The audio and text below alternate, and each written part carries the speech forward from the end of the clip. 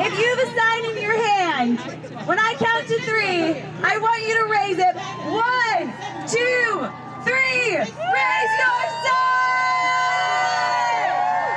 Empower women, promote life. Empower women, promote life. Empower women, promote life. Oral arguments are starting at the Supreme Court today.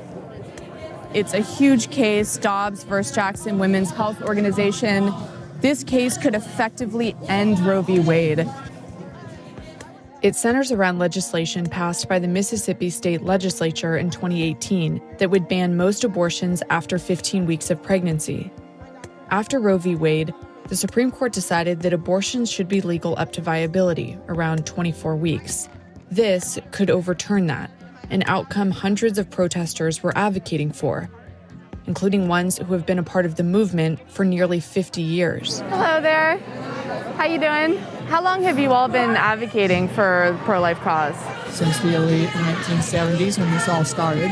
I was around when it happened the first time. When Roe v. Wade was passed? Yeah, and now we're back here today, and I intend to be around when it's overturned.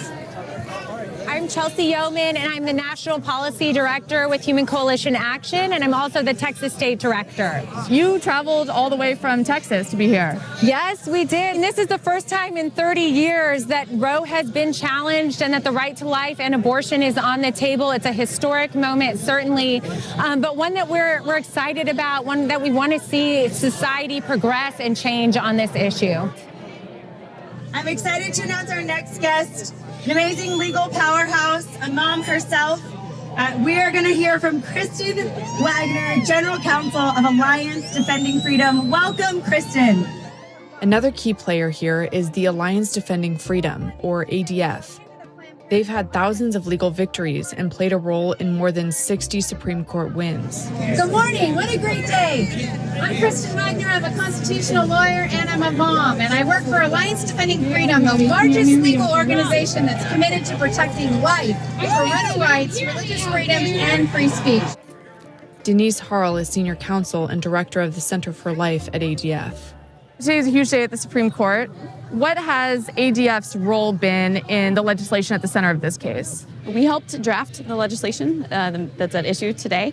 We also helped coordinate all the amicus briefing at the Supreme Court, and actually were able to get 81 amicus briefs in support of Mississippi's side, which is a historic number for this type of case.